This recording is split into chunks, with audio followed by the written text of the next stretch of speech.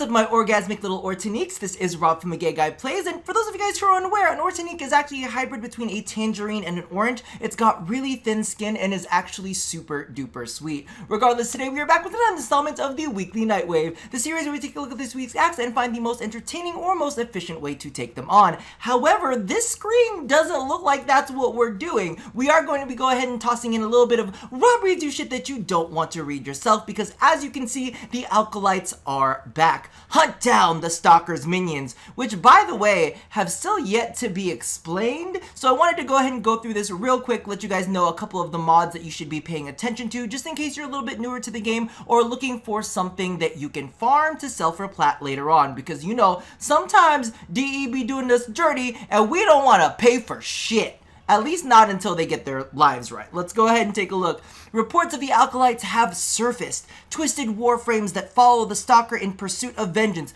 But for who? Why are y'all so vengeant? Why are y'all so angry? I don't know. Your backstory still has yet to be explained. The Acolytes will not stop until they are destroyed or until the Stalker's mission is fulfilled. Which is what? What is his final mission? Just to kill us? Is that all? Come on, give us a little bit more backstory, DE.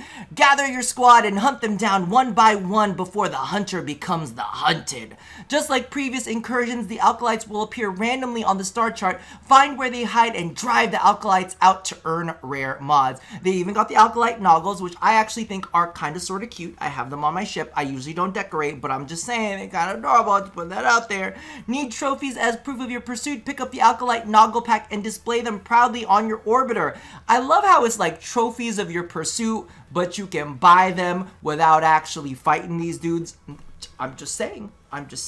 You can buy them individually or as a pack. The Acolytes are only vulnerable until February 14th at 2 p.m. Eastern Standard Time. So you know you gotta get in there before Valentine's Day, and then it's all love and light and they can't be around anymore. So be sure to get your hands on them while you get a chance. I would highly suggest keeping your eyes out for Mania, because you could grab Weeping Wounds from them, and you know, like a lot of the new melee builds that are combo based and status based are going to be working off of that. And then Torment, basically everything from Torment, Argon Scope, Blood Rush, Laser Sight, and Hydraulic Crosshairs are all absolutely fantastic. Just go ahead and hunt what you can while you get a chance, but definitely prioritize Mania and Torment, because I think that those are going to be the mods that are going to be the most desirable for your own builds. They're still the ones that I use on my builds, so definitely go ahead and keep your eyes out for that. Regardless, let's go ahead and jump into Nightwave.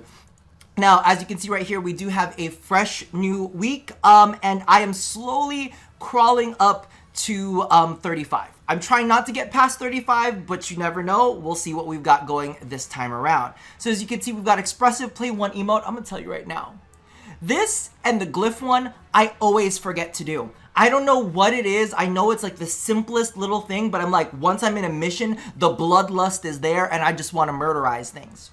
I don't know, so I got no time for emotes, okay? We have Animator, Fully Socket 3 Ayatan Sculptures, and that's the first weekly. We've got Polarize a weapon, companion, or warframe, not in the simulacrum, which is great because we now have all of the Kuva weapons that we can actually go ahead and hunt down and pick and choose which Kuva weapons. By the way, I got my twin Stubbas. I only got to get my hands on the Karak, and I believe the Hind, and I'm done.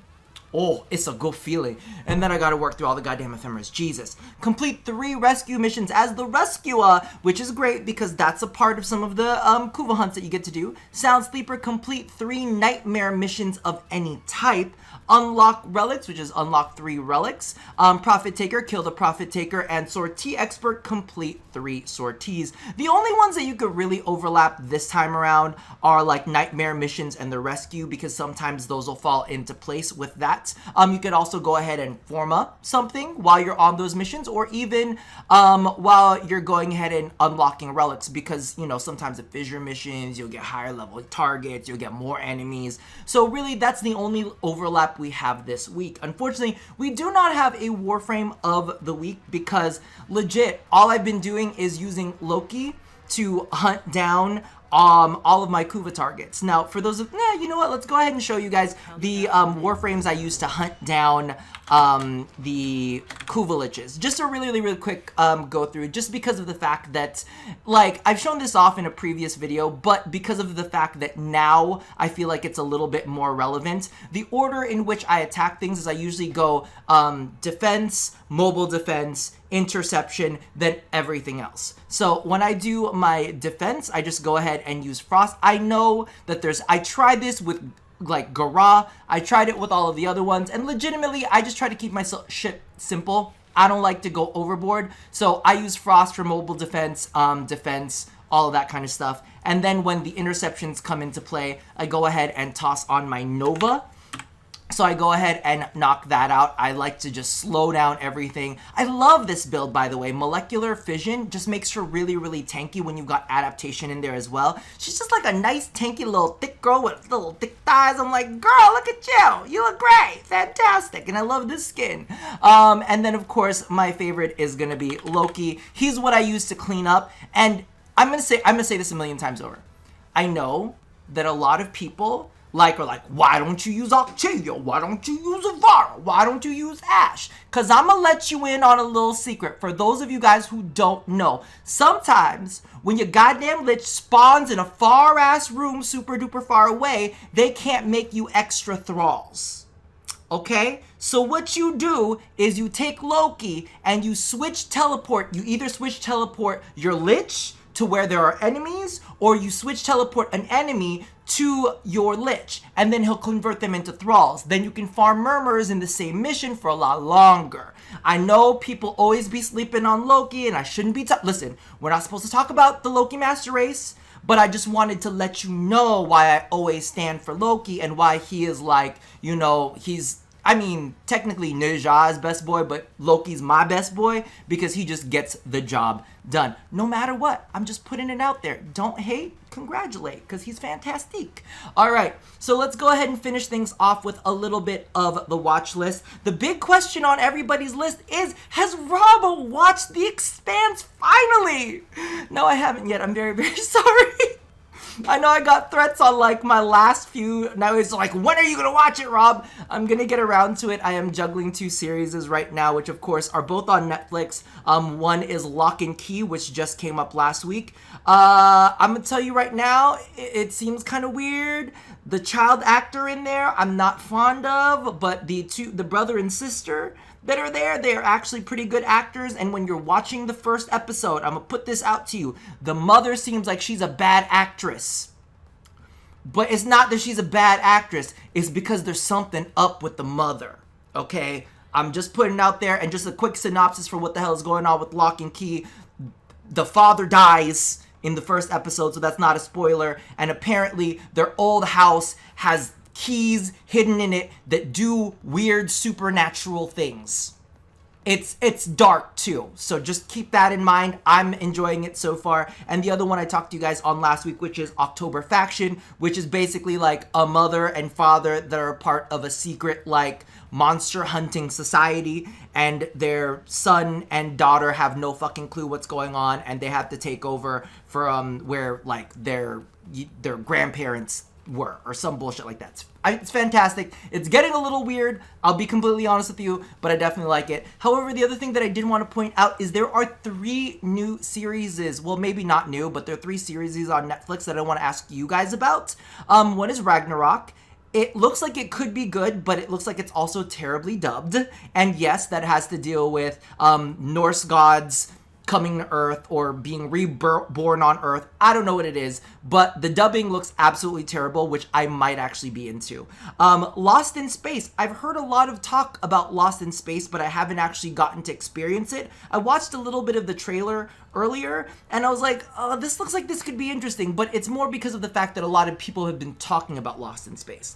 And lastly, this is one that I just stumbled into because I know you guys were hearing me talk about Ghost Bride, which I thought might turn into a kung fu movie, but it wasn't. So now I'm kind of craving like some really sick action scenes. and I was catching a glimpse of a trailer for Into the Badlands, and apparently it's got 3 seasons in it, and it looks maybe a little kung fu-esque. I don't know. Let me know down in the comments below if you've watched any of those 3 series. Toss them down there and let me know if it's something worth watching. And once I'm done with Lock and Key and October Faction, I will finally go ahead and get to the Expanse, as well as one of the ones that you guys suggest. So let me know, because I'm very curious. There's a lot of things going down. Also, I want to say, I really feel kind of positively about the Kuvalage changes, except for the fact that I have not gotten any ephemeras yet. Let me know how your ephemera rate has climbed, if you've managed to get your hands on one. I haven't got my hands on a single fucking one. I'm just pointing that out. I'm not salty. I'm just saying. Okay? In addition to that, are you guys enjoying being able to get your hands on your Kuva weapon of choice now, being able to kind of like cycle through all that? And are there any that you are looking to bump up to max as soon as you get a chance? Toss all of your feelings down in the comments below, and that's gonna do it for me for now. Have fun on your Acolyte hunts, your Lich hunts, and maybe you're not interested in any of that and you just want to go ahead and work on your intrinsics while you watch some Netflix. I don't know. Let me know down in the comments below. And that about does it for me for now. And as always, love somebody, hurt nobody, and touch yo nasty sweaty body. I'm sorry I look like this. Legit, I just came back from the gym and I changed into a less dirty shirt. So I'm gonna go hop in the shower. I'll see you guys next time. Bye-bye.